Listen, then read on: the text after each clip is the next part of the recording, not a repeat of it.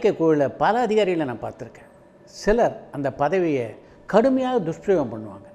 மிகச்சிலர் மட்டுமே அந்த பதவியை இந்த சினிமாவை திருத்த பயன்படுத்தியவர். அப்படிப்பட்ட ஒரு அதிகாரி தான் சாஸ்திரி என்ற சென்சார் ஆஃபீஸர். அன்னையெல்லாம் அப்படின்ற ஒரு படத்தை பார்த்தார் சாஸ்திரி. அந்த படத்தில் ஒரு திக்குவாய்க்காரனாக நாகேஷ் அமக்கலப்படுத்தியிருப்பார்.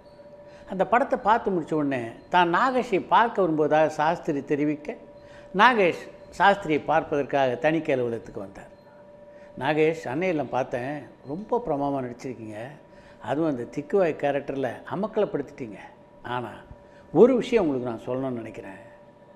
இந்த படத்தை பார்க்கும்போது நிஜமாகவே திக்குவாயால் பாதிக்கப்பட்டவங்களோ இல்லை அவங்க அப்பா அம்மாக்களோ எவ்வளோ ஃபீல் பண்ணுவாங்க, அதை கொஞ்சம் யோசிச்சு பாருங்கள். அதனால் கூடுமான வரைக்கும் இப்படிப்பட்ட ரோலில் நகைச்சுவை பண்ணுறதை கொஞ்சம் நிறுத்திடுங்க என்று நாகேஷுக்கு அறிவுரை கூறினார் சாஸ்திரி. அவர் சொன்ன விஷயம் அப்படியே பளிச்சுன்னு நாகேஷுக்கு உரைச்சு. நான் இனிமேல் இந்த திக்குவாய் பாத்திரம் மட்டும் இல்லை, உடல் ஊனமுற்ற யாரையும் கேலி பண்ணுற மாதிரி எந்த பாத்திரத்திலையும் எக்காலத்திலையும் நடிக்க மாட்டேன் என்று சாஸ்திரியிடம் உறுதி கூறிவிட்டு அந்த அலுவலகத்திலிருந்து கிளம்பினார் நாகேஷ். நாகேஷை தன்னுடைய அலுவலகத்தை அழைத்து இந்த விளக்கத்தெல்லாம் சொல்லாமல் அந்த காட்சியில் முழுவதையும் வெட்டி தள்ளக்கூடிய அதிகாரம் சாஸ்திரிக்கு இருந்தது. ஆனால் அப்படி அவர் அதை செஞ்சுருந்தார்னா அந்த ஒரு படத்துக்கு மட்டும்தான் அது அமைஞ்சிருக்கும். தன்னுடைய வாழ்நாள் பூரா நாகேஷ் திருத்தறதுக்கு அது வாய்ப்பாக அமைஞ்சிருக்காது. அதனால தான் நாகேஷை தன்னுடைய அலுவலகத்துக்கு அழைத்து அவருக்கு விளக்கத்தை சொன்னார் சாஸ்திரி. இதன் மூலம் எப்படிப்பட்ட பலன் கிடைச்சது பார்த்தீங்களா? மேன் ப்ரப்போசஸ், காட் டிஸ்போசஸ் அப்படின்னு ஆங்கிலத்திலே ஒரு பழமொழி உண்டு. அப்படி எஸ்பி பாலசுப்ரமணியத்துடைய வாழ்க்கையில் நடந்த ஒரு சம்பவத்தை தான் இன்றைக்கி உங்களோட பகிர்ந்து கொள்ளப் போகிறேன். 1989ஆம் ஆண்டில் ஆனந்தவுடன் பத்திரிகைக்காக ரமேஷ் பிரபா எஸ்பி பாலசுப்ரமணியத்தை பேட்டி கண்டார். அந்த பேட்டியின் போது ஒரு பாடகராக, ஒரு இசையமைப்பாளராக, ஒரு நடிகராக எந்தெந்த துறையிலெல்லாம் நீங்கள் கால் பதிச்சிங்களோ அந்த துறையில் எல்லாத்துலேயும் வெற்றி கண்டிருக்கீங்க, அடுத்து உங்களுடைய லட்சியம் என்ன என்று பாலசுப்ரமணியத்தை பார்த்து கேட்டார் ரமேஷ் பிரபா. என்னுடைய லட்சியம் இருக்குது, ஆனால் அதை எப்போ நான் பண்ணணும்னு வச்சுருக்கேன்னா ரிட்டையர்மெண்ட்டுக்கு அப்புறம் பண்ணணும்னு வச்சுருக்கேன். அதிகபட்சமாக இன்னும் 5 அல்லது 6 ஆண்டுகள் தான் நான் பாடுவேன். அதுக்கப்புறம் பாடுறதை நிறுத்திட போகிறேன். நிறுத்தின பிறகு கேமரா, ஒளிப்பதிவு, டைரக்ஷன், படத்தொகுப்பு எல்லாத்துலேயும் முறையான பயிற்சி பெற்று அதுக்கு பின்னால் சொந்தமாக ஒரு படத்தை டைரக்ட் பண்ணணும் அப்படின்றது தான் என்னுடைய ஆசை என்று ரமேஷ் பிரபாவிடம் அந்த பேட்டியிலே தெரிவித்திருந்தார் எஸ்பி பாலசுப்ரமணியம். 1995ஆம் ஆண்டோடு பாடுவதை நிறுத்திவிட வேண்டும் என்று நினைத்தார் எஸ்பிபி. ஆனால் தம்முடைய ரசிகர்கள் அதுக்கு அவர் அனுமதிக்கலை. அதன் காரணமாகத்தான் மருத்துவமனையிலே அனுமதிக்கப்படுகின்ற வரையிலே பாடிக்கொண்டிருந்தார் அவர். திரைப்படத் துறையிலே தனக்குள்ள நீண்ட அனுபவத்தினுடைய துணையோடு எஸ்பி பாலசுப்ரமணியம் ஒரு படத்தை இயக்கியிருந்தார்னா நிச்சயமாக அந்த திரைப்படம் ஒரு வித்தியாசமான திரைப்படமாக அமைந்திருக்கும் அப்படின்றதில் எந்த சந்தேகமும் இல்லை. அப்படிப்பட்ட ஒரு நல்ல படத்தை பார்க்கக்கூடிய வாய்ப்பை நம்மகிட்டேருந்து இந்த ஆண்டவன் பறிச்சிட்டாரே அப்படின்னு நினைக்கும்போது அந்த ஆண்டவன் மீதே நமக்கு கோபம் வருகிறது என்பது தான் உண்மை. மேன் ப்ரப்போசஸ், காட் டிஸ்போசஸ் அப்படின்றது உண்மைதான். ஆனால் எஸ்பி பாலசுப்ரமணியத்துக்குமா? எஸ்பி பாலசுப்ரமணியம் எப்படிப்பட்ட ஒரு எக்ஸப்ஷனல் சிங்கர், அவருக்கு இந்த விதியிலிருந்து ஒரு எக்ஸப்ஷன் கொடுத்துருக்க வேண்டாமா? பிரபல இந்தி பின்னணி பாடகரான கிஷோர் குமார் இருக்கார். அவர் முழுசாக பேமெண்ட் வாங்கின பிறகு தான் ஒரு பாட்டை பாடுவார். பாட்டு ரிஹர்சலுக்கு போவார், பாட ஆரம்பிப்பார். அதுக்கு முன்னாடி அப்படின்னு இரும்புவார். இருமினா அவருடைய மேனேஜருக்கு நல்லா தெரியும். கண்ணாடி அறைக்கு வெளியே நிற்கிற அந்த மேனேஜர் அப்படி கையை காட்டுவார். கையை காட்டினா பேமெண்ட் வந்துருச்சுன்னு அர்த்தம். உடனே என்று திரும்ப பாட ஆரம்பிச்சிடுவார் கிஷோர்குமார். இப்படி ஒரு முறை ஒரு ரெக்கார்டிங் தேட்டருக்கு போனார் கிஷோர்குமார். ரிஹர்சல்லாம் முடிஞ்சது. பாட தொடங்கிறதுக்கு முன்னாடி அப்படின்னு கணச்சார். மேனேஜர் அப்படியே சும்மாவே இருக்கார், கையை காட்டல. இவர் திரும்பிய மேனேஜரை பார்த்து அப்படின்றாரு. மேனேஜர் இப்போவும் கையை காட்டல. என்னடா இத்தனை தரம் கணச்சிருந்தால் கையை காட்டல அப்படின்ட்டு, என்ன இன்றைக்கி ஒரு மாதிரி இருக்குது தொண்டை, அதனால் ரெக்கார்டிங்கை நாளைக்கு வச்சுக்கலான்ட்டு ரெக்கார்டிங் தேட்டர் விட்டு வெளில கிளம்பிட்டார். வெளில கிளம்பினோடனே இந்த மேனேஜர் அவசர சும்மா ஓடி வந்து, என்ன கிஷோர்ஜி ஏன் பாடலை அப்படின்னு இவரை கேட்டவுடனே, என்ன நீ தான் கையை காட்டலையே, துட்டு வராமல் எப்படி பாடுறது?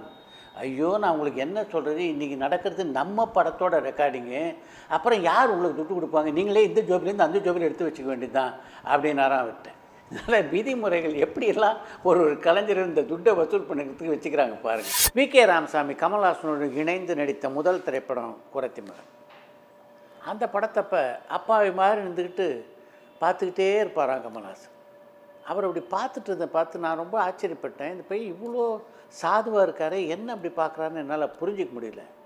கொஞ்சம் வருஷத்துக்கு அப்புறம் தான் எனக்கு தெரிஞ்சது சினிமாவை அந்த அளவுக்கு நுணுக்கமாக அதே நேரத்தில் ஆழ்ந்து மிக தீவிர கவனத்தோடு அவர் பார்த்து கொண்டிருக்கிறார் அப்படின்றது. அன்றைக்கி சினிமாவை கமல்ஹாசன் எந்த அளவுக்கு கவனத்தோடு பார்த்தார் அப்படின்றத அவரோட பின்னால் பல படங்களில் நடிக்கும்போது தான் என்னால் புரிஞ்சிக்க முடிந்தது. சினிமாவினுடைய எல்லா பிரிவுகளிலும் தேர்ந்த ஒரு கலைஞராக அதுக்கு பின்னாடி கமல்ஹாசன் இருந்தார்னா அதுக்கு மிக முக்கியமான காரணம் அவருடைய அந்த கவனிப்பு தான். அதை பார்க்கும்போது எனக்கு நிஜமாகவே பெருமையாக இருக்குது. கமல்ஹாசன் மாதிரி படித்தவருடைய ஆட்சியில் இந்த சினிமா புதிய பரிமாணம் பெற்றிருப்பது எனக்கு நிஜமாகவே மகிழ்ச்சியை தருகிறது என்று அந்த கட்டுரையிலே பதிவு செய்திருந்தார் வி.கே. ராமசாமி. இந்த கட்டுரையை அவர் எழுதிய போது அரசியலிலே அடியெடுத்து வைக்க வேண்டும் என்ற ஆசை கமல்ஹாசனுக்கு ஒரு துளி கூட கிடையாது என்பதை நான் நன்கு அறிவேன். ஆனால் அன்றைக்கி எதை நினச்சி கமல்ஹாசனுடைய ஆட்சியிலே சினிமா ஒரு புதிய பரிமாணம் பெறும் அப்படின்னு வி.கே. ராமசாமி எழுதினார் எனக்கு தெரியல.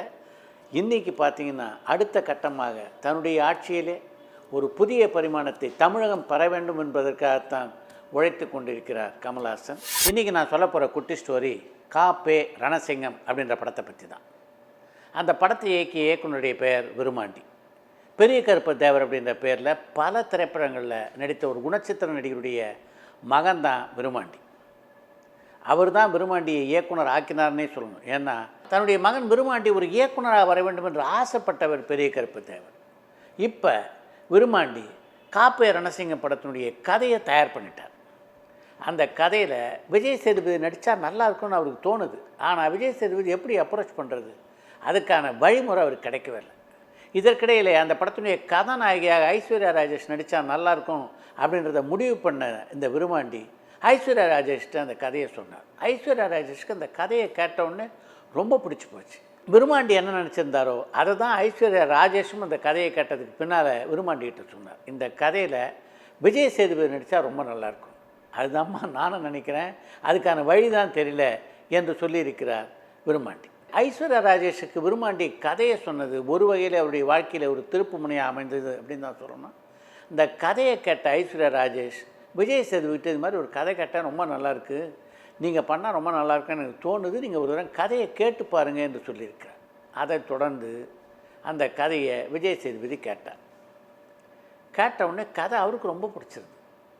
ஆனால் விருமாண்டி என்ன பதிலை அவர்கிட்ட எதிர்பார்த்தாரோ அந்த பதிலை விஜய் சேதுபதி சொன்னாரானா இல்லை. இந்த கதை எனக்கு ரொம்ப பிடிச்சிருக்கு, ஆனால் என்கிட்ட இப்போ டேட் இல்லையே, உங்களுக்கு நான் எப்படி படம் பண்ணுறேன்னு தெரியல என்று விருமாண்டிகிட்ட சொன்னார். நிச்சயமாக விஜய் சேதுபதி பண்ணுவான்ற நம்பிக்கையோடு போன விருமாண்டிக்கு மிகப்பெரிய ஏமாற்றம் என்று தான் சொல்ல வேண்டும். அடுத்த 2 நாளில் விஜய் சேதுபதி விருமாண்டியை தொடர்பு கொள்கிறார். உங்களுடைய ரணசிங்கம் கேரக்டராக நான் தான் நடிக்கிறேன்னு இருக்கிறார். அன்னைக்கு விருமாண்டி அடைந்த ஆனந்தத்துக்கு அளவே இல்லை என்று தான் சொல்லணும். இந்த குட்டி ஸ்டோரியை நான் இங்கே பகிர்ந்து கொண்டதுக்கு மிக முக்கியமான காரணம் என்னென்னா, எல்லா உதவி இயக்குநர்களுக்கும் ஒரு முக்கியமான விஷயத்தை தெளிவுபடுத்த வேண்டும் என்பதற்காக தான். உங்களுடைய கதை இருக்குல்ல, அந்த கதை தான் உங்களுடைய விசிட்டிங் கார்டு. அந்த கதை மட்டும் விஜய் சேதுபதியுடைய கவனத்தை கவர்ந்தராவிட்டால் நிச்சயமாக அந்த படத்தில் நடிக்கிறேன்னு விரும்பாண்டிகிட்ட அவர் சொல்லியிருக்க மாட்டார். அந்த படத்தில் விஜய் சேதுபதி நடிக்க காரணமாக இருந்தது எதுன்னா விரும்பாண்டியினுடைய அழுத்தமான அந்த கதை.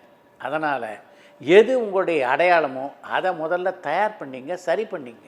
அதோடு இந்த திரையுலகத்தில் உள்ள கதாநாயகர்களையோ தயாரிப்பாளர்களையோ நீங்கள் அணுகினீங்கன்னா நிச்சயமாக உங்களுக்கு வாய்ப்பு கிடைக்கும் அப்படின்றதுக்கு எடுத்துக்காட்டு தான் இந்த கா.பெ. ரணசிங்கம் படம்.